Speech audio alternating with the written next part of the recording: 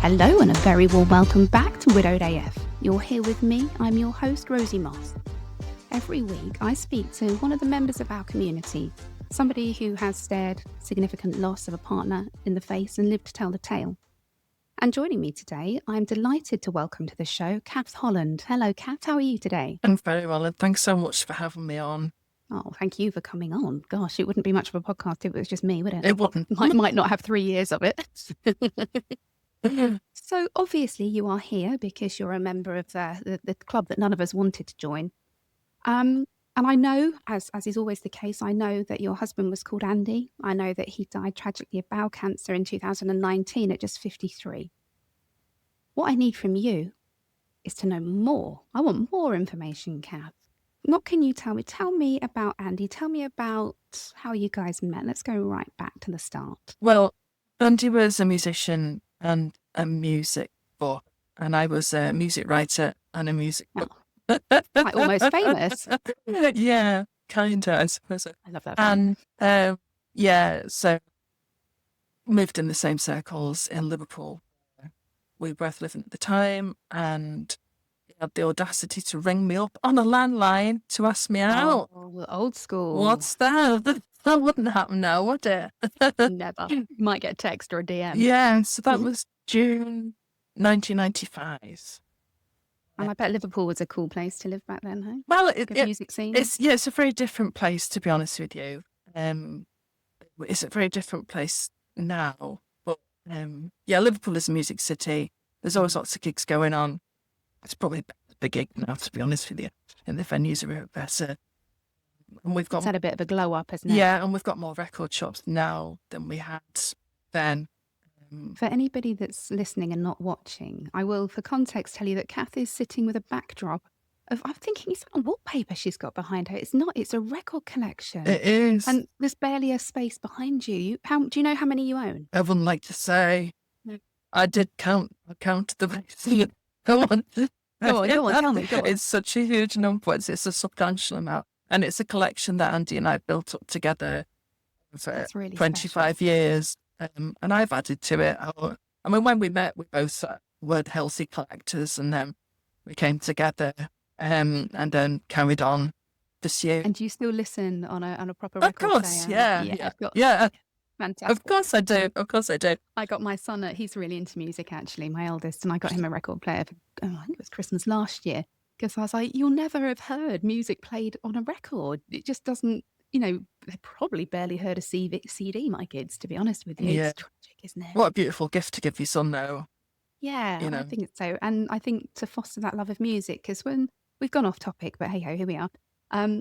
When you've got a 15-year-old son, you don't have a huge amount in common, right?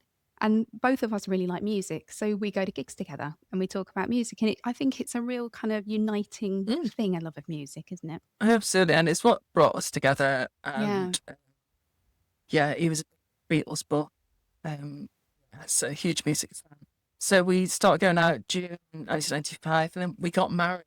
No, 1994, beg your pardon. June 1994, and we got married in the January 1995.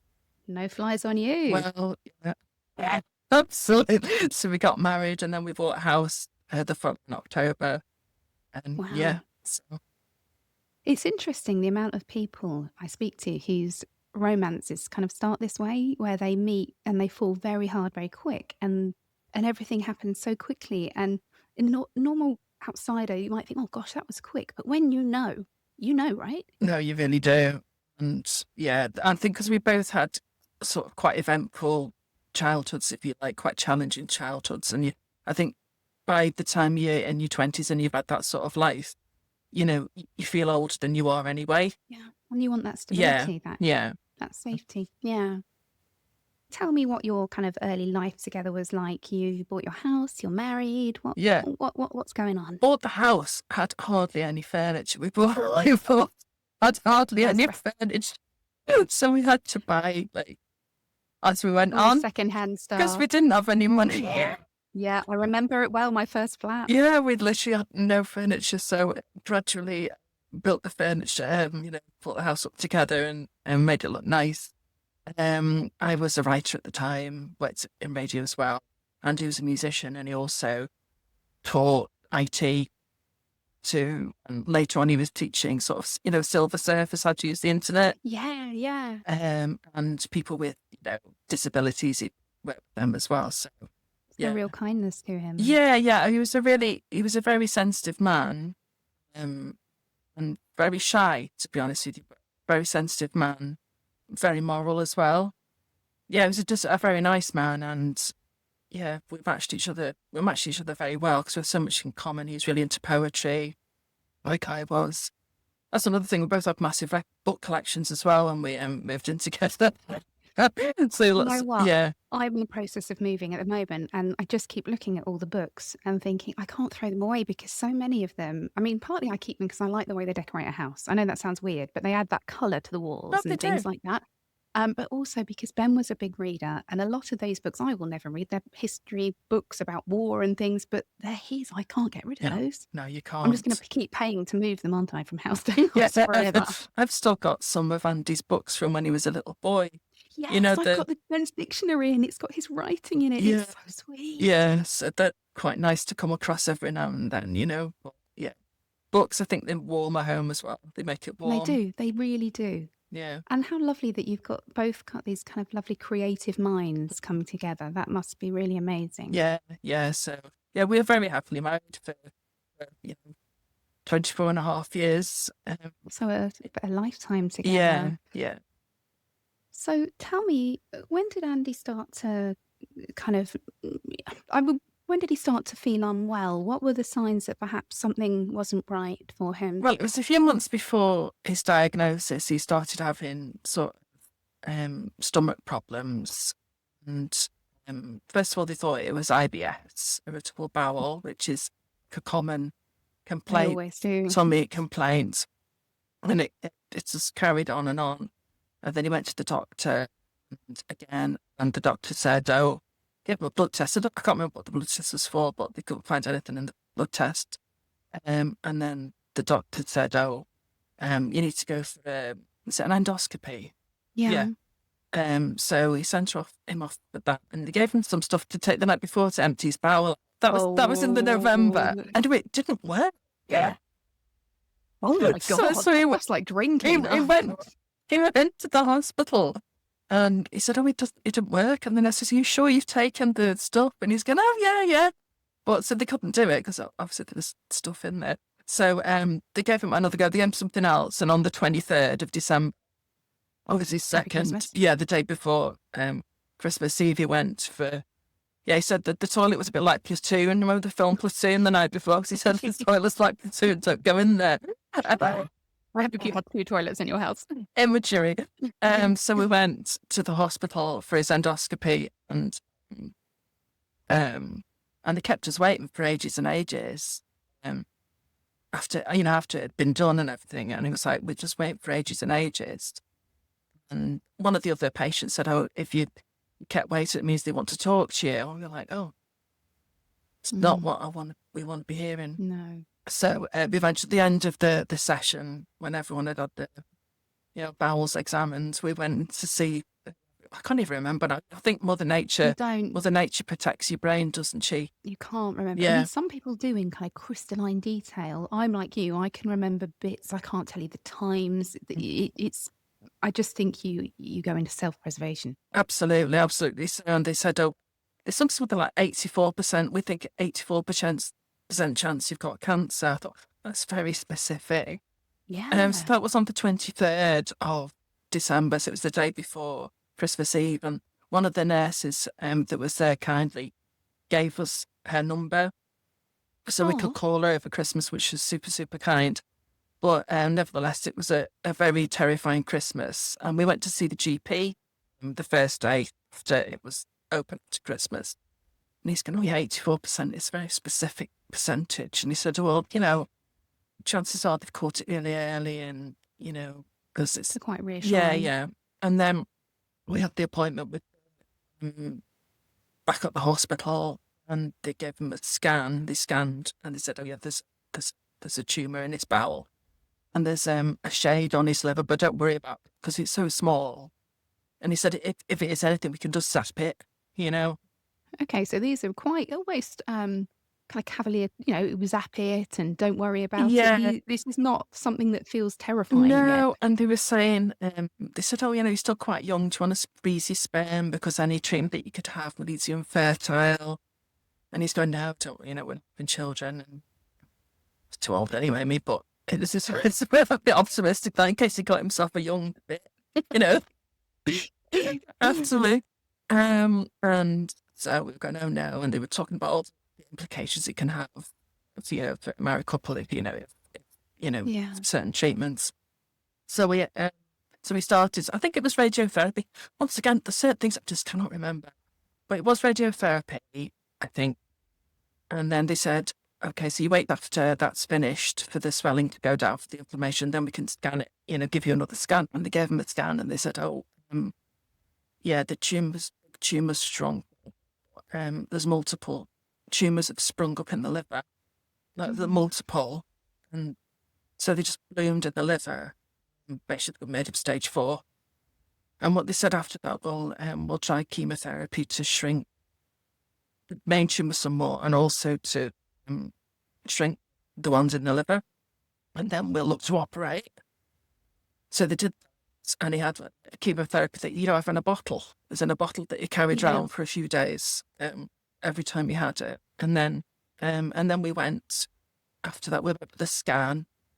And they said, oh, good news. We've got good news for you for a change. The big tumours shrunk and the little tumours have shrunk as well. So all we need to do now is see what operation we're going to do, whether we'll do the big tumour and the little tumours together or we do them separately. So we'll talk to the liver people and blah, blah, blah, and we'll see which one we want to do, first. It's still, not great that he's got all these tumours, all these places, but the shrinking treatment plan. So there's optimism there rather than hope. And then a few weeks later, the consultant called us into the hospital and sat us down. We thought we were just going to get the date for the operation. And the consultant came in and he said, I'm afraid we can't remove the big tumour because of where it is. And so basically, he said, both parties didn't have the right information. So the liver people and the bowel people didn't have the right information with each other, so they weren't talking to each other. Said, I'm afraid you're going to go, all we can offer you is palliative care. Oh my goodness. So that was in the November. It was the 16th of November. And this is, you think you're going into talk treatment and surgery and hope, optimism, all the good stuff. And then the consultant, he's like really old school consultant. He wasn't that old really, but he was like an old school consultant. He was, very posh as they are. And as we were on, he said, all the best and be strong, my friend. He told Andy, be strong, my friend. And I was like, that was just, my jaw hit the deck. I can't believe you say that to someone you've just told he's going to die. And you're saying, be strong, my friend. But the nurses just all flocked around as soon as, the consultant left the room, and they were absolutely brilliant. And then we were given a Mellon nurse who looked after us. And then basically what was the next thing? I remember the next thing was, they said you'd be better if you have like a stoma because it'll make you more mobile. And Andy was really upset about that. He said, most people are, aren't they? It at feels my like age, it's stripping of your dignity. Yeah. So he had the operation, and then we got referred to the hospice, who were fantastic. It was just such a brilliant hospice. And I remember one of the first things that happened actually when he had his stoma operation, and he was home and he had like an infection or something. So I had to call the doctor out, and the doctor came out, and he said, put any thought into where you'd like to die. Wow. But he said it in a really gentle way. And we were like, said, well, Andrew's going, no, at home, I want to live, I won't die at home. And I said, yeah, I really wanted to die at home. If he's going to die, I want to die at home. And it's one of those things you tell people that and they get really upset. But actually, having that said to you so early on, and also gives you that sense of empowerment that that's something that you can do. You can make a choice about. Yeah, because I think when you've got terminal illness, or you're looking after someone with a terminal illness, you've got absolutely no control about what's happening at all. And it's one thing after another. And but having that sort of, not a focus, but certainly something that you know that you can make that happen for him. And it's a positive thing. And it was a positive thing for me as well. And it sort of deals with the white elephant in the room a little bit. White elephant? Elephant, just elephant. In the room a little bit, because for a lot of people, talking about death, even when you're dying, is hugely problematic and very, very understandably terrifying. And actually, to have somebody sort of slightly adjacent to the situation say it to you, it almost forces the conversation, but it sounds like it was done in a very gentle way. No, he was really, but the way he worded it was just so good and so kindly meant and so supportive. And it's not a nice thing to that word you want to die. It's just what you don't really want to be thinking of that ever. But... And you want to stick your head in your fingers in your ears and sort of say, la, la, la, la, no, this isn't happening. But actually it is happening. And it, like you say, it gives you that little bit of empowerment when all your power has been taken away.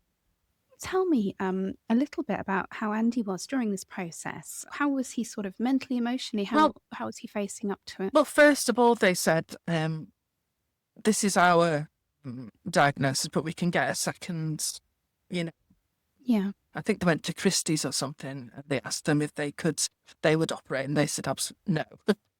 Right. And they did that but it was the Macmillan nurse that told us that, because the Macmillan nurse said, well, we'll get an answer in a couple of days and we'll let you know. And up until then, he was sort of just getting used to the idea, really, of what was going to happen. And he was relatively calm about it. I took the phone call from the Macmillan nurse to say, I'm sorry, there's not any sort of operation. And he was lying in the bath. He was having a bath at the time, so I went upstairs and I said, oh. And he got really upset and he got really angry. And he was saying, they should have told me. I said, well, to be honest, they told me. And, he just get really angry because some people, do all these things, take drugs, do this. And, they live to a ripe old age and he's not going to, And that of being faced with your mortality. And he must have been worried about you, because that's, when you love somebody, the thought of them having to watch you die must be terrifying as well. Yeah, he was really worried about me. And that's what, and he wasn't religious. Well, he was really, but he pretended he wasn't, because when he was in the hospital, we're at the hospice, the chaplain was called Heather. And she was absolutely wonderful. And they used to have these long talks. And he used to confide in her quite a lot about how worried he was about me and what was going to happen to me. And he used to say to me quite a lot, you didn't sign up for this. And I said, well, I kind of did, That's still did, yeah. Still definitely was. When we stood in front of the... Yeah, I'm afraid I did. I know what he was getting. You don't expect to be doing that at a relatively young age, do you? No, you really don't. You really don't. And so after you've received this sort of, I guess, this terminal diagnosis, if you like, because it is at this point, isn't it? You've had 2 doctors say this is inoperable. Did they give you any idea of timescale, how long he might live a normal as possible life, and B, how long it might be until he died? Well, we didn't ask, because it's one of those things that we didn't want to know, to be honest with you, because I was very sort of, well, we've got to live in the now. We've got to be aware of what is going to happen, but we need to live in the now rather than worry about that. So I didn't want him to worry about it. So we didn't ask about timelines and things, and they didn't offer it. I know they don't often like to give particular timelines, but sometimes. So that was, it was we didn't want to know, because it's one of those things. It's like, when I don't think I want to know the day I'm going to die. No. But I'll just deal with that when it happens. Yeah, but the things with him, they said, oh, well, we'll give you extra chemotherapy and stuff to manage your symptoms, and but he was always unwell. He was always getting infections. He was constantly getting infections. So he was in hospital, and he was never physically well enough to. So you couldn't go and have adventures and things No, together. he was never well enough to have any treatment to make him more, mobile or anything like that. So I think we made the best of what we had, because he got the diagnosis in the November and he died in August. So we used to, go out for lunches on a Saturday, go record shopping and that sort of thing. So not like, because people think of, I'm going to go travel, I'm going to do all these things that I'm not going to get a chance to do. And the reality of that is often it's not affordable. Yeah. And often it's just not possible with your health. So the way you just described that, we went to record shops and I thought, oh, that's really lovely. Yeah. Those are the kind of the small but very, very precious moments in life. Yeah. I mean, I know the bucket list sounds quite glamorous, but it's like a Hollywood film. I do know people who have had a bucket list, and I know a woman at the moment who's actually, making her way through following, what she can, which is absolutely great. But I think when someone's really poorly, we're not in a Hollywood film, are we? And it's doctor's appointments, chemo. Yeah, it was just another thing that upsets people when I tell them about this, and that they asked him very early on if he'd like to a DNAR, do not attempt resuscitation. And once again, the doctors went into great detail about why they were, suggesting it, and it was fine. Because some people I know some family members got really distressed the thoughts of this, do not attempt resuscitation. But when you look at the practicalities of what happens to poorly people, especially when they're being resuscitated, you wouldn't want it on a relative or a loved one. The effects it has, you wouldn't want it.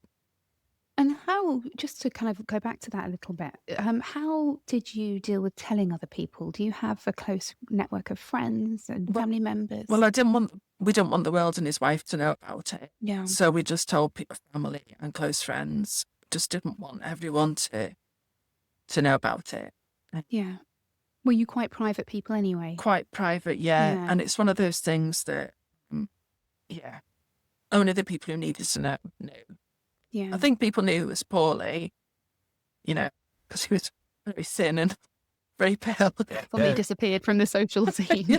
Yeah, but we don't really want people to know the details of what was happening, because it's not a very dignified illness. Bowel cancer is not a dignified illness at all. It doesn't allow you much in the way of anything. It takes away a lot. It's brutal. It's really, really grim. It's a grim illness, So who supported you through this? Well, hospice were amazing. I must say the hospice was so great, because he'd go every Wednesday and spend the day there and ask it please, they good. Sand art. Yeah, things that made it. And then there was Maggie's. I didn't find Maggie's that great because it was quite wholesome. Maggie's I don't think I do. It's a cancer support charity, and it's called Maggie's. It was very wholesome. She made stew for me. And this is the thing, isn't it? Just because you have an illness, or you love somebody that's got an illness, or you're widowed, your entire personality doesn't change. No. Well, this is why this exists, because, there was no sweary widow podcast out there, so I made one. Yeah, exactly. We're in the shit club. And also I got bereavement counselling from the hospice. That was really good. And sort of early, pre-bereavement. And he got it as he got counselling as well. Yeah. And he was willing to access that. Absolutely, as well. Yeah. And they used to give me hand massages when I went in. I remember one I went to see him, and like the massage lady just whipped me off before I even got a chance to say hello. Would you like a hand massage? I was like, all right. Oh, that human touch. I bet that was so needed. Yeah. A bit of humanity. Yeah. So he's at home primarily with you. Now I'm guessing that you very quickly had to become a bit of an oncologist yourself, and a cancer nurse, and you had timetables and medication, things like this. How did you cope with that? Because that must have been, it would have been an enormous life change for you. Yeah, didn't anticipate being a carer, because that's what you end up having to do everything and take on physical and everything, all the mental burdens as well. Because I didn't want him to be bothered by any worries or any concerns. I want him just to relax and, just live those months and just do what he could. I didn't want him to worry about anything. You wrapped a bit of a protective bubble around him. Yeah. So, it was really difficult. It was really difficult to. I mean, we had a great team. We had district nurses coming in every day, on springtime onwards, because they put him on a syringe drive. The things where, if people don't know what a syringe driver is, it's when people can't. There's so much medication that they can't swallow it. So basically, they hook you up to this syringe with all the medications that you take. Yeah, all the medications that you take within 24 hours. It goes in this, and the like syringes that move, so they're constantly pumping in the body. So he had that, which made him a lot more mobile than he was. But then again, sometimes he'd roll over it on his during the night and send the alarm off to ring up the district nurses to come and change it. But syringe drivers, once again, one of those things is the cold. But yeah, a game changer when it comes to making him more mobile. So that helps a lot. And things like food, he wouldn't have been able to even enjoy food, would he? Well, he did, but there's only certain things, food you could eat, for example, because once what they said was that he wasn't allowed lots of fibre. So no vegetables. It was all, if you enjoy your veg, I can see about your face. Well, I'm just thinking it's like counterintuitive, isn't it? For healthy bowel, you eat fibre and fruit and veg, and then at the stage he's at, it's get rid of all of this stuff. Yeah, because it puts pressure. It puts pressure on the tumour, so you can't have anything with fibre in it. So yeah, that was eventful. But he really liked tea. He loved tea. One of his favourite, because he was quite towards the week before he died. He couldn't drink tea, and he said, I can't even drink tea anymore. And I remember once he was on some antibiotics where you couldn't have milk. So he couldn't have a cup of tea. The final indignity. And it's sad, isn't it? It really is actually really sad, because when you think about this stripping of the way cancer strips you of so much, you don't think about the little things like the simplicity of being able to have a cup of tea and some peas. Yeah. But he was obviously really, really thin, because the appetite shrank to nothing. But must have been really sad to see him disintegrate. Yeah, like that. It's just cancer. Cancer is such a cruel disease, and it's so unpredictable, and you don't know. Known a few people we've gone into remission news, but you don't know what it means. Remission doesn't mean cure. It's and it's shrouded in all this terminology that you and I, unless you're faced with it yourself, you don't know. Yeah. I didn't know what a syringe driver was till I started doing this. It's kind of this abstract concept that lives beyond your world until it doesn't. Absolutely. And it just takes over everything, So to say we didn't have some nice times, and so we went out to lunch as much as we could, listened to a lot of music, watched some movies at home. So it was, spent together. Yeah. I mean, I wish we could have done more, but it sounds like just being together was kind of what you guys needed. Yeah. But also because he was in hospital quite a lot with the infections, it seemed to be every week he'd be back in hospital again with another infection. Again, exhausting. Absolutely really exhausting. Tiring. Yeah. And so let's go a little towards August now. Was there a significant sort of turning point when you realised that actually it's coming up the road and it's coming fast now? Yeah, I mean, like the week before he died, he fell out of bed. I had a hospital bed in the front room, which was dead cosy, because whenever he was in hospital, I'd actually sleep on it. It was dead cosy. One of those things. And he said, "You should keep this, I said, "I can't do that." You nicking his bed when he's in hospital. He said, "You should keep this, I said, "No, it's all right." You haven't. And he was lying on that bed, and he fell off the bed, and he couldn't get up again. and I had to ring, for an ambulance so they had to do a thing where they had this like pump thing, and it's like on this big thing to get him up. So that was quite distressing, and they wanted to take him to hospital, and I said he's not going to hospital, because I thought if he goes to hospital, he's not going to come back. He's probably not going to. But luckily, the district nurses and doctors backed me up and said, "No, he's not going to hospital again." But by then, I think the week before then, they'd tried, because he kept getting these infections. About the week before or so, they tried the strongest antibiotics, and after that, there were no more antibiotics that he could have taken for the infections he was getting.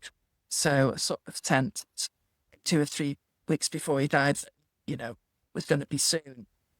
And yeah, so the last few days, it was like, he was just, Grim. yeah. But I mean, he was still like flirting with the district nurses when they came round. Yeah, disgraceful display. But then the last couple of days, really, that he couldn't really talk that much. Anything when you're dying. I know.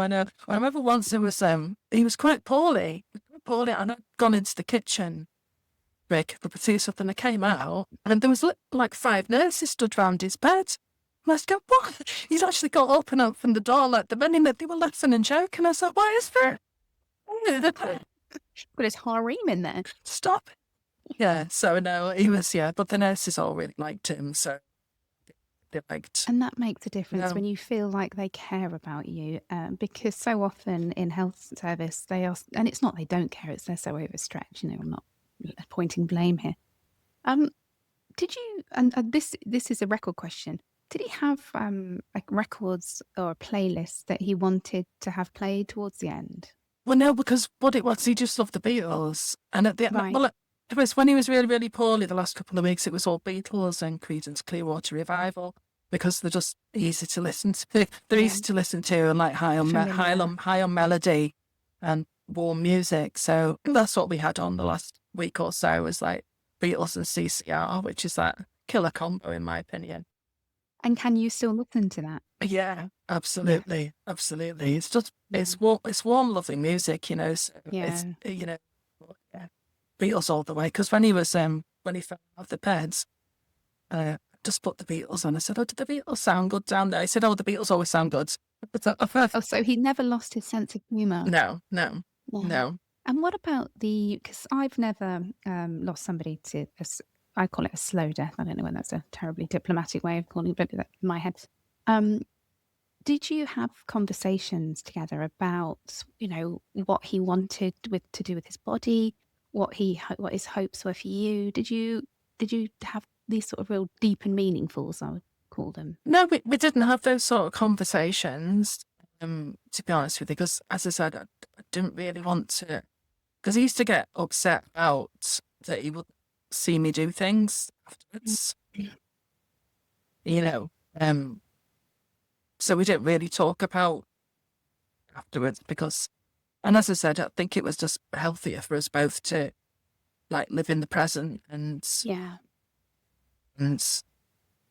that worked for us. I'm sure for other people it might be helpful. It's, if grief is anything, it's personal and individual. There is no 2 people that grieve the same. There's no 2 people that die the same. Are you comfortable telling me about the moment that he died? Oh, absolutely. So it was on the 16th of August, which is quite ironic because I'm a big Elvis fan, and that was the day Elvis died. And a few people were saying that's very competitive, Andrew. Yeah, you're going to go after the king. Indeed, honest to goodness, I couldn't believe it anyway. So the night before, he was quite poorly. Well, the couple of days before, he was just quite poorly. He's quite sort of not really doing much, not really saying much, just the odd thing. And then the night before, he was running a fever, so I rang the helpline because he wasn't going to the hospital, and I said he wasn't going to the hospital. And the man said, I'll just try and get some paracetamol down and to try and get his temperature down a little. So I did, and he couldn't really swallow it. It was like the paracetamol was foaming, But the next morning he was still he didn't have a temperature anymore, but he's very, very pale, very, very, very, very pale. It just happened that day that consultant was going to come and see him just to see how he was. this is the nice one from the hospice one. They said, be Home strong. visit from a consultant. Oh, no, she was proper. Yes, it's the hospice. She was amazing, Rachel. And that was about 2:00, I think. Andy's sister was coming around for a visit. I'm sorry, this is my Dorothy. Welcome, Dorothy. Hi. Andy's sister Isabel was coming round in the afternoon. Yeah, she was already here, and then the consultant came round 2:00, and she said, "Oh, it's going to be this weekend." I was like, "Okay." And she said, "We have got the hospice at home service, so that you want to go and have a bath, and you want someone to sit with them, or you want to have a lie down, someone that's open to you." I said, "Thank you very much." But so she left because obviously medical people don't want to be there when someone dies. It's not good. So she left, and he died it was 3:50 in the afternoon, and it's the heavy breathing that you hear about. He was in the morning, the DNs had given him a sedative because he was slightly agitated, Yeah. So, I mean, he wasn't like knocked out, but it was just sedated. And yeah, the heavy breathing that you hear about, the rattle was there, and I was concerned that people could hear outside, because I didn't want, and then he died, yes. And where were you? Oh, we were on the bed. Hospice? Isabel and I were on the bed. Kat was on the bed asleep. I can hear your cat purring. This is not this one. This is Picking Cat up on the before. microphone. Head down, Dorothy. Dorothy's named after my mother, and other cat, Gladys, is named after Andy's. Didn't have these then. So he died, and so we had to get GP came around, and it was lovely. The district nurses were exceptional. And then I said, rang the funeral. I said, I want to keep him overnight. So I kept him overnight in the house, which I think some people might find a bit weird. I don't know. I don't know. Just overnight. I don't know. I don't know as I could part with them straight away. It was. I don't That's know. what one of my friends said. You can't stay longer than that, Kath. I said, "Oh, no, we can't." Not in August. No, I know, obviously not in August. But he died with his mouth open, and then someone came round and with a glass of wine, and then in the morning came down and he was smiling. His face was relaxed. He was smiling. Yeah, he was smiling. And how was it saying goodbye to him when they came to get him? Well, I'd spent most of the evening with him. Yeah, it was all right. As ready as you're going to be. I mean, I would have kept him for the weekend, but it wouldn't. Ice bath. You end up in the newspaper, don't you, if you do things like that? You would end up in the newspaper. So in the evening, on the Saturday, I went out with a friend into Liverpool, had a few drinks, and then I didn't really told close friends, but I didn't tell everyone else until the Monday. I left it until the Monday. So kind of, again, it's that bubble, isn't it? You're keeping yourselves in that little bubble just for a bit longer before you become public property. Yes. I mean, people talk about a good death, don't they? And bad death. I think he had a good death. It sounds to me like a good death. Yeah, because it's Beatles were playing, Deeply loved the cat. The cat. Yeah. So, I wouldn't want to. It's shit, but it was as least shit as you could make it. Exactly, because there's nothing you can do to. Sadly, no. There's nothing you can do to make it. No amount of praying, willing, bargaining, all the things. No amount of fighting or battling is going to change anything. So, and it's when people talk about fighting cancer, don't they? And I know a lot of people find that really problematic because you can't. You can't. It's just nonsense. But, yeah. So what was his funeral like? I'm guessing there was a heavy musical influence. Yeah, so we took some music that he liked. And the funerals are just necessary, aren't they? They're a necessary thing that you have just to say goodbye. And it was very And I think for the cathartic. grieving, they're important because you often see that kind of physical manifestation of support, which we know as widows, it ebbs and flows support, but it's Yeah, probably the only time that you'll see an enormous or a large group of people all demonstrating the pain they're feeling. And it makes you feel like you've got, you're less alone, I guess. yeah, Just for that brief time, you feel like you're surrounded by other people who get a little bit of what you're feeling. yeah. It's cathartic, and the Yeah. chaplain from the hospice did his service, which was really lovely. Oh, Yeah, wow.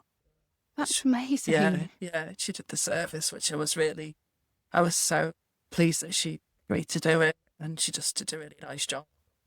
And where is he now? He's he's over there. Is he looking at you? Well, this is the thing. Yeah, I didn't want to throw his ashes. Some people take them to places on mountains or Yeah, stuff loft. them in the sea. I want to do that. I don't want people now, and I didn't want him sort of in a fit thing or anything like that. I Yeah. thought it was pretty quite lonely. So what it is for ages, so I put him on the shelf, and he came in this like plastic urn from the funeral direction. I thought, oh, I don't want it, but I'll just keep him in them for now. And I'll decide later on, He's still in it. to get another. Well, so I built him a little Beatles shrine.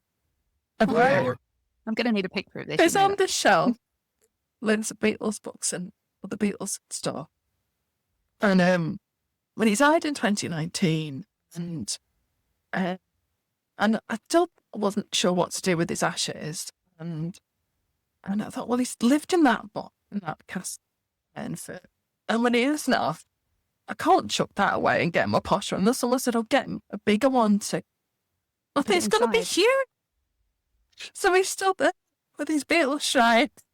Oh, It's the front of a Beatles shrine, which I think he probably would have loved because he loved the Beatles. Yeah, so and it's nice he's over for there. you to be able to, that he's just in your line of sight. Yeah, I got our wedding rings put together made them into one. Did Yeah. you? I love that. Yeah. Like Ben was wearing his when he died, so I don't have it. And there's a nice thing that he'll have worn it until it could no longer be worn. But I would have loved to have both of our rings melted down and made into rings for me and the children. Oh. I managed to lose mine in the sea, though, ironically. Did you? In Turkey, yeah. I'd had my wedding and engagement ring made into one solid ring to wear on the other hand. Okay. And I looked down at my hand and it's just gone. Oh my and I God. crawled. I had a snorkel on. I was going up and down the kind of the beach. No. But as my very wise beyond his years son said, well, at least it's with Dad. Different sea, but we'll go with it.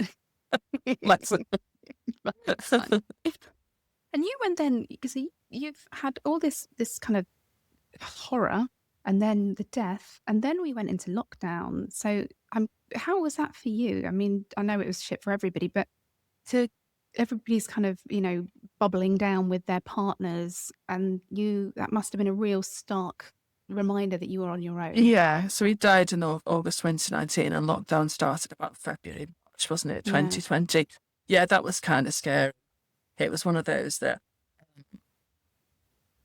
one of the things you notice after the funeral, sort of the support ebbs away, as if like, you're done now, you're cured now, you're fine, funeral's done. crack on.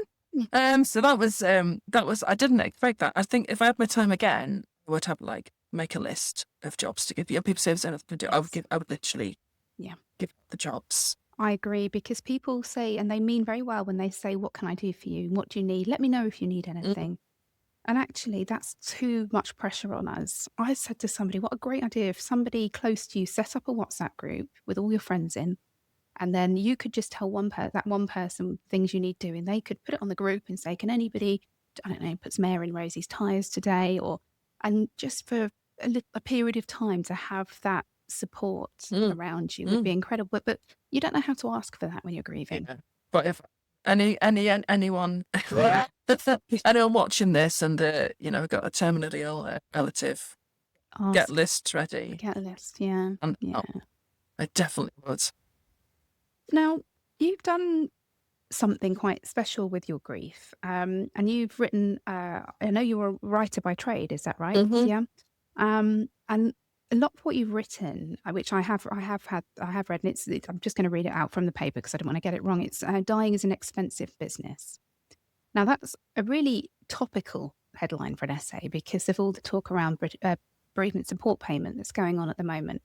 And I really found it fascinating, even coming to it as a widow, because one of the many things people don't think about is how being a widow or being a carer for somebody will strip you of your identity, potentially of your livelihood, and where that leaves you kind of financially, but also professionally. What happens when you have to put your career on hold to care for somebody, which nobody would begrudge doing, but without financial support of having an inverted commas, a traditional job, which you didn't at the time. Talk to me a little bit about this. Yeah, so this essay is in a book called Bread Alone, and what the book is about is an anthology of essays, writers all over the world, actually, talking about the social class and writing as a profession, because there's fewer writers, professional writers from a working class background now than ever before. Because of the whole way the system set up, it's so difficult for people from lower socioeconomic backgrounds to thrive and continue in the trade, so to speak. So yeah, I was a writer, and obviously when I got sick, I couldn't work as much. I did freelance work, so that was really hard. And then when you die, and one of the things people don't tell you when bereaved is that your body is like physically assaulted. It's like a physical assault. Yeah. So I just thought I'd just be sad, but it actually has an effect on your body, like a physical effect on your body. Isn't it? It's most bizarre, and it's not in the guidebooks, it's not in the leaflet, it's not anywhere. No one tells you that. As well as the head for the brain completely goes. My memory went. I couldn't read, and we spoke about earlier. I love books. Yeah, I couldn't read. I couldn't read. The only things I could read were very short poems that I knew already. The comfort. Yeah, really would. So when he died, I had an absolute crash, massive crash. So I just coasted along for a while, and then the pandemic happened. The pandemic happened, and I had to get a pandemic survival job. It was a working from home job, but it wasn't related to what I was doing before at all. Something I'd done all my adult life was being a writer, and worked in radio as well. So I was doing this completely alien job. It was just ridiculous. So when the pandemic passed, I thought, well, can't really go back to being a freelance writer, because I think in today's economic climate, it's just do it as a woman on her own. Really, you need two incomes to justify that. And I didn't have like the old school tie to rely on, anything like that. It was on my own, so I thought, what I'm going to do now? What I'm going to do now? So I just ended up, I really like the job I've got now, but I work in communications now. And the good thing about the job I've got now is that my skills from as a writer and broadcaster, the transferable stuff I've got now. But it's still not the job that I would be doing if Andy was still alive, And this is the thing. I mean, I'm an aspiring writer. I've got a book out next month. And I went into this quite naively. I thought, I'll get an agent. I've got a bit of a platform. I'll get an agent and a publisher. I got rejected by 21 agents and 17 publishing houses. Oh, so in the end, I thought, right, I'll self-publish, sod you. So I went hybrid. Wonderful company called Software Books, who've been amazing with me all the way through. But the cost of it, I had to raid my savings because I believed in this book. I don't make any money from the podcast. And it's just circling back that you talk about, not monetizing creativity and how it kind of devalues the creativity if you're not monetizing it. And so I thought, okay, this book, this is going to be, this can be a revenue for me. And then I found out that on an average paperback, I will make, if it's bought in a bookshop, 51p. Yeah, it's just shocking. It's shocking. It really is. 3 years of research, a year and a half of writing, upfront payments. So it's not I do a little freelance writing as well, and that can pay well, but it's not. If I was to get regular work, it would be fine. But of course, nothing freelance is. Exactly. And you can't rely on month on month work and contracts. No. And now with AI has completely changed the Well, writing and this, landscape completely. especially for creative, especially for writers, right? And Yeah, you and I can probably sniff out a bit of AI a mile off, but absolutely. for most people, I picked up books by well-renowned authors who I've read several books of theirs, and I will be reading it and I'll think that's AI. That bit there, that's AI. Mm. And it has a purpose. We all use it, but should it be in the creative field? No, I don't think so. No, it's something that is a useful tool for certain things, but creative, not one of them. But one of the reasons that I wrote this essay, I was it's actually I mentioned it in the essay myself because I still write. I do, I still do stuff with musicians, and I still write my own short stories and poetry and win competitions, and I do pretty well. But certainly not to live on outrageous. But Have you found it a comfort actually to yeah, lose yourself in writing? yeah. Well, first of all, after he died, I couldn't tell my own stories. I could tell other people's stories. But yeah, it's a comfort now, and I do use it as a way of talking about it quite a lot. But one of the reasons I'd started writing this essay in the first place because I was sitting in a bar and someone I don't know very well. I was newly in the role I've got now, and I was just talking about an interview I'd done or something, and she said, "Oh, so writing is just a hobby then?" Well, no, I work so that I can write. Yeah. And it's like I think there's that like disconnect. Yeah. People Well, people will don't. say to me, what do you do for work? Like, this is what I do This for is work. what I This do is what I do 40 hours a week on, thank you. But Because yeah, it's a passion of mine. yeah. So yes, it doesn't always feel like work, but 7 o'clock my alarm goes off. The first thing I do is I check my work emails and the last thing I do at night because nobody else is going to do it for me. Yeah. And yes, I hope that I'll eventually I'll be able to put some advertising on and things will grow. But I want it to happen organically and sensitively because of the nature of what I do. You can't just clomp in an advert for life insurance in the middle of somebody's story where they're saying that they didn't have any. You've got to be sensitive around these subjects. My funeral care. Yeah, a bit late. A bit late, yeah, but you never know. Something to bear in mind when you write like. Well, yeah, the whole thing about creativity and class is just so.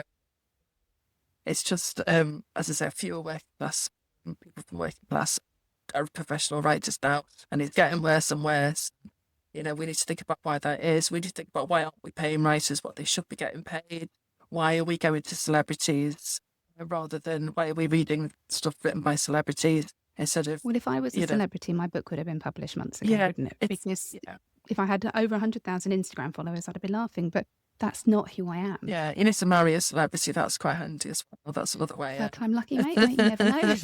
But it's the whole thing. Every creative endeavor is like that. Sort of just write its music. All of it is just. Yeah. It's so difficult for people to sustain themselves in the way the whole creative industry is set up. People reliant on funding. And the money's not going to the creatives; it's going everyone else. Like Look at where's having that then? It's the shop. The shop are taking how much? Yeah, just to stock my book. Yeah. But if you go and see a band in a small venue, the cleaner will get paid and everything else, but the band will via tokens. So it's like it's all that. It's because we do it for the love of it, though, isn't it? I think if we didn't, if there's that, but that doesn't put food on the table. Yeah. But we shouldn't. That shouldn't be. Yeah.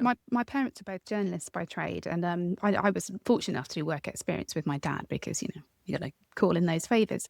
And he was saying to me, and this is way back when I was at, I think, end of secondary school, and he was saying how they have so few interns and work experience people from a working class background because they didn't pay them. Yeah.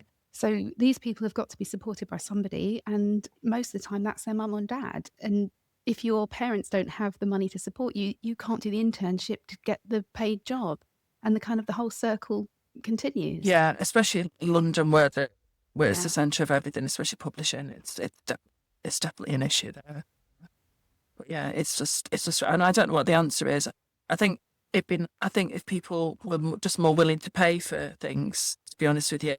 I mean, we all want it next day and as cheap as possible with the team. We've all done it, read The Guardian online and sort of subscribed, but it's a change in behaviour.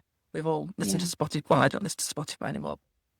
We all listen to Spotify, and it's not much money goes to the bands or anything. So ongoing. And why is it you think that class is kind of excluded from conversations around grief? I'm not quite sure, but class isn't factored into much because there's lots of stereotypes attached to, people from a lower socioeconomic background, assumptions, racist and all the other horrible things, or badly behaved, or, it's reform voting. Yeah, exactly. And it's I think the code, I think about 10 years ago, it got quite trendy to talk about being working class. And what really annoys me is when middle class people pretend they're working class. Because I live in Birkenhead, which is on the Wirral, which is a very working class town. And I lived here we bought a house here when we got married. And it's a very working class town. It's a very multicultural town, and we're very proud of the fact that it is so multicultural, very open town. But it's one of those people that, because we've got a new music venue called Future Yards, which is quite trendy. So people go to Future Yards and then go home. Don't go. Well, they call their shows over there. Yes, as if like they've, and so we've been to Birkenhead as if they've been to, Beirut or something. Yeah. But I think there's lots of codes attached to working class culture which are incorrect. And that can be damaging across the board, right? We know this. But I'm thinking of these widowed stereotypes and this idea, and I don't know about you, but people who didn't perhaps know me so well assumed that I'd been left very well off when Ben died. Ben did have some life insurance, but it actually didn't cover the mortgage. So yes, I had a lump sum and it made my life a lot easier and I didn't lose my house. Was I sitting like Scrooge McDuck on my pile of money? Hell no. I was trying to run his business and claim benefits and trying to get my foot back on the ladder of life again. And I think that often will prevent people offering or realising that people need help. Yeah, exactly. And I think people do assume that everyone's got sitting on these massive life insurance payments and getting up at dawn and stealing women's husbands. That's what we do as well. Plundering. My mates can keep their husbands. Yeah, exactly. No, but I think, there is that stereotype that all widows are absolutely loaded and they don't need any sort of compensation when it comes to, any money problems and things like that. I've been quite fortunate in the fact that I've got so many skills that I've always managed to get a position, even if I've not. I sound like a cockroach. I'll always find something. Yeah. Well, yeah. I mean, the one that I did job out in the pandemic, I was just ridiculously overqualified as a comedian. But it was money, But but I think there is that stereotype that all widows are absolutely loaded and rolling in money and living good times, which is not it's not the case. And even things like, and I wrote down in my notes, things like if you are middle class, you are more likely, I'm making this up, but I'm going to stake my life on the fact it's a fact, that you were probably, I'm not going to say, probably more likely to have health insurance, which might speed up a diagnosis, might mean for more comfortable treatment. And probably more likely to have life insurance, because if you are on a very low income, paying those premiums every month might be tipping the balance. You might not be able to make those payments. So you're kind of disenfranchised and at a disadvantage from the off. Yeah. It's not in terms of health. It's not something we ever thought of doing, because you just don't think, when it comes to like life insurance and health insurance, because health insurance don't really believe in it as, political backgrounds. It's a principle. Yeah. But life insurance wasn't ever anything we thought we'd have to think about. No. Ben had it because we must have needed it when we bought our first house, because I can't understand why, because normally you have to have enough to clear your mortgage. And I mean, this is so typical of Ben and me, because we were both fairly useless when it came to this stuff. But it must have been something that we had to do to get our mortgage. That's all I can assume, because we hadn't talked funerals, what we wanted to have happen to us in the event of our death. It just wasn't on our radar. And, am I glad in some ways? Yeah, because we were blissfully ignorant, and that's quite a nice state to be in for a while. Would it have made life easier in the aftermath? Yes, yes, if we'd had access to each other's filing and things like that. But, here we are. Yeah, I think if you're sad, and when you're bereaved, you're bereaved, and I think having money makes it easier, but it certainly doesn't take away. It doesn't take away the horror of it. No. Because I think having the money is just an extra worry to pile on top of the other worries that you're having, or other stress to pile on top of the other stresses. But yeah, so it's not, money doesn't take away everything at all. But for a lot of people, I guess it means that they don't lose their home. Yeah, exactly.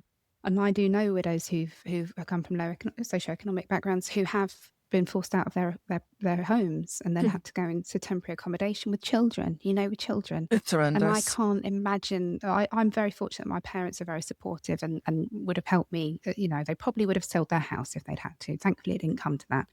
But, I consider myself lucky in some ways to have that. And for so many others, they don't have it. And then the idea that the bereavement support payments, that they've been taken away as well. It just feels like we are, and actually, I spoke to Caroline Booth on the podcast, and she was saying, we're not a group of people that can fight back. And I thought she's so right, because we're not in the early stages of grief. No.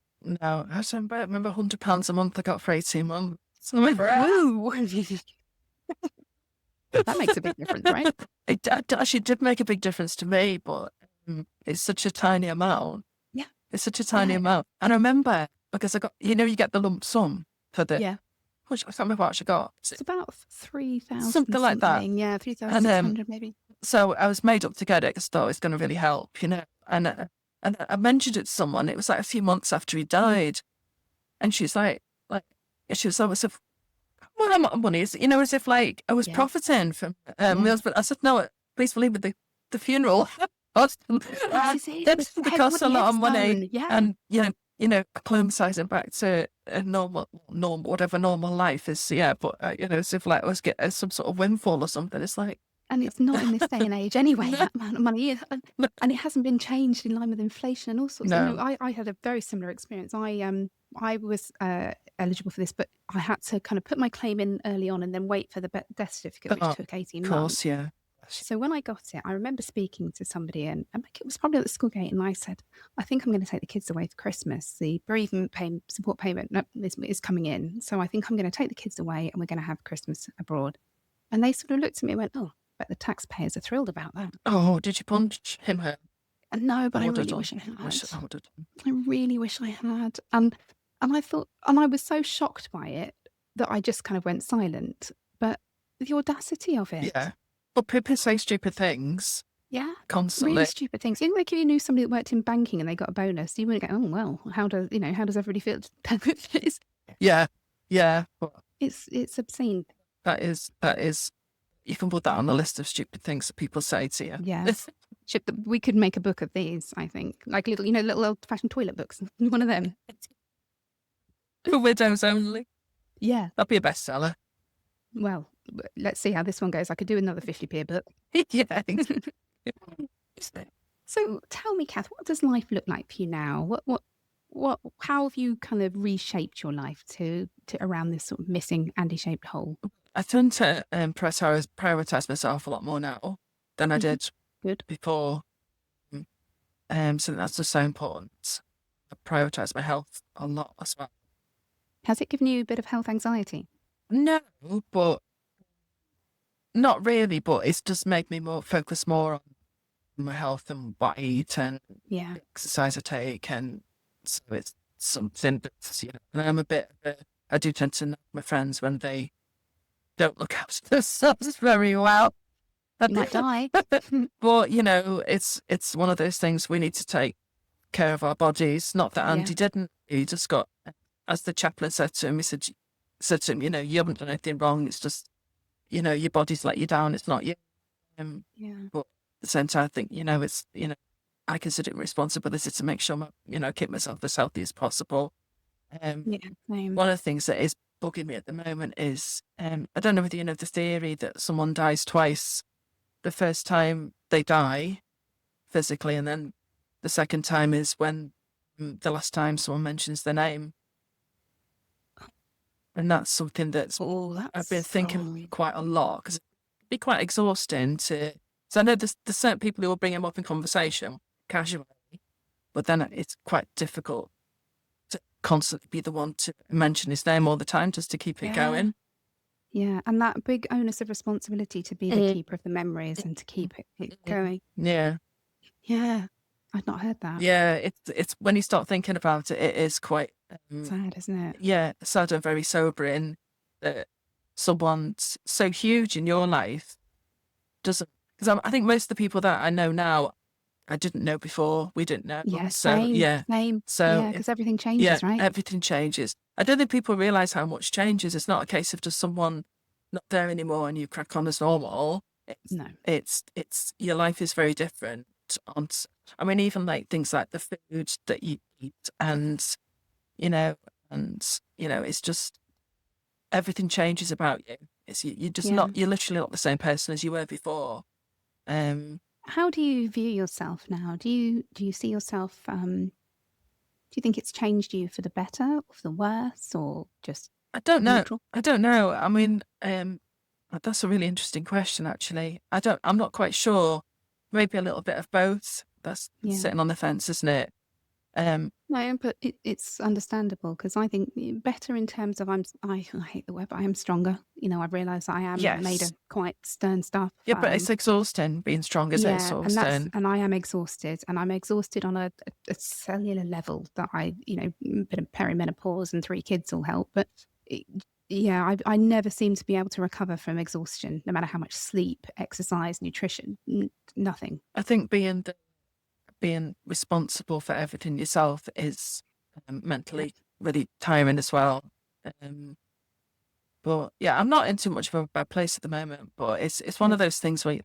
So my cat is moving my laptop. She's so naughty. She's the annoying one of the 2 cats. She's the annoying one.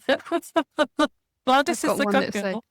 I've got one that's she's the runt of the litter, but she's a rag doll, and so she wafts around this kind of guster of a tail, and if she can't, I have to keep her locked out of here, because if she comes in, nothing gets done. Yeah, I think I'm in a pretty good place at the moment. I think, but it's you're on a journey though, aren't you? Even though it's been like 7.5 years for me, I think it's 7.5 years since I've spoken to him, and 7.5 years since I've seen him, and sometimes it doesn't seem that long, and other times it seems such a long time ago. So nothing. We always said grief isn't linear. It's so complicated, and like a tangled ball of wool. Yeah, and no matter who you invite in your life, it's still there. It's still there, and you are not the person you were. You just aren't.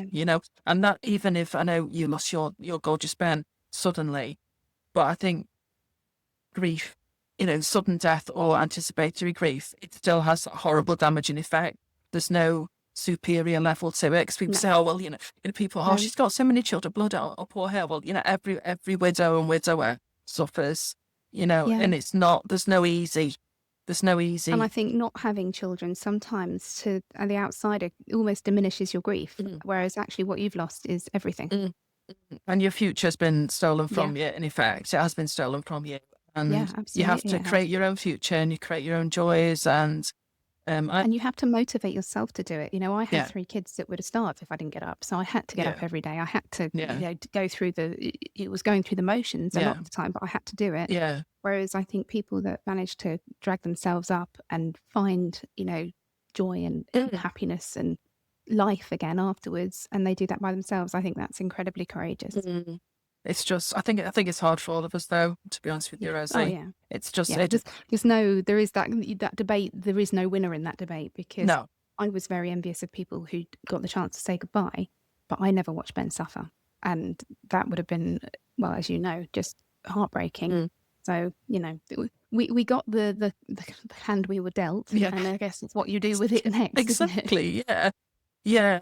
It's challenging for us all. So, Kath, this book that you've contributed, when will this be available if people wanted to get their sticky hands on it? It's on the 9th. It's out on the 9th of March. It's published by Indie Novella, really nice publishing company, and so it'll be out in. And just say the name again. It's called Bread Alone. Bread Alone. As in loaf of bread. I wrote it a year ago, and so it's literally come out a year after. Because the publishing industry just moves so slowly. It's a glacial pace. When did you write yours? When did you finish writing yours? Well, I finished it probably coming up to nearly a year ago, and I signed up with a hybrid publisher, and they went bust. Oh. So I lost the money I'd given them, and then I went into a bit of a black hole about it. I was like, what am I doing? Nobody wants to, real misery. And I and then I gave myself a little bit of a metaphorical slap around the chops and said, you've written this thing now. And of course, I went in and started reworking on it, which is a fool's errand, isn't it? There's no such thing as something perfect. Yeah. So yeah, probably finished at least a year ago, I reckon. And my release date is the 12th of March, which is the date Ben died, which Oh, wow. feels like a really significant. And I chose that. I thought it would be kind of symbolic. However, I'm having a party, and I think, I don't know if I want to have a party on the anniversary of his death. So I rang the venue and I said, can you do it the day either side of it? And they couldn't, and the publishing date's set. So I thought, you know what? Just put your sparkly frock on and just get on with it. It's the week of International Women's Day as well. And it's London Book Fair. So they're taking it to London Book Fair, which is exciting. Brilliant. Yeah. Brilliant. So I might, if I can, I'm going to go up. Oh, yeah. Yeah. Put your sparkly frock on. The one you won the award with. Did you win an award, Rose? You should mention that. Can you see it? Is it heavy? Yeah. Could you? Yeah, quite heavy. Could you knock someone out with it? Yeah, definitely. If anybody comments on how I spent my bereavement support payments. Oh, Kath, it's been so lovely talking to you. I've had the best time and I've enjoyed meeting your cat. Is there anything you want to add or anything you want to share before we wrap up? No, I don't think. I think all of that to say is that, if anyone listening or watching this, is newly widowed, it does get better. It's just different. Yeah. It's just different. I think people say the first year's the worst. I thought the second year was a bit. I think the second year's the worst. worst. Yeah, because you think first year's gone, you're all right now. No. Yeah. And also, if anyone knows someone who's bereaved, just step up, man. It's just don't. No false promises. We hate false promises. Don't do that to us. Oh, and one thing that really annoys me is, as I've got abandonment issues because I'm bereaved, I hate it when people pull out events when I'm. Yeah. Oh, you want to see some anxiety? Come back to me the week before my book launch. That's right. People start cancelling on me. Bing, bing. It's all over. It's cancelled. I was sick because it just it's one of the things that really gets to me is people. It's like, you're meant to be doing something and it's just really get someone else. Don't do that. No. If we've managed to put our big girl pants on and plan something or agree to something, then, you can do it as well. Absolutely. Yeah. Well, Kath, do you have a social media presence that you'd like to share? I do. I'm on Instagram, Kath the Writer. Kath with a C, Kath the Writer. Kath the Writer. Lovely. Thank you so much. And for anybody who's been listening today and has been affected by the episode, you can reach out to me and I can pass messages over to Kath as well if you want to speak to her personally. But thank you for being so candid and so eloquent. I mean, I expected nothing less from you with your credentials, but it's been a real joy to talk to you. And I think people don't understand how this podcast can be a joy, but it really can. Yeah. It's, we've been mid end of life conversation and we'll start laughing about something. And I think that's the reality of grief. Sometimes it's funny. It really is. Thank you so much for having me on. It's been a real pleasure. And for the rest of you take care of yourselves and each other out there. And I'll be back with you next week with another story from the forefront of widowhood. But for now, it's bye from me and bye from Kath. Thank you for listening. If you found this episode helpful, hit follow or subscribe so you don't miss the next one. And if you think someone else may benefit from this, please do share. We'd also really appreciate a quick review. It helps more people find the show. Thank you again and see you next time on Widowed AF.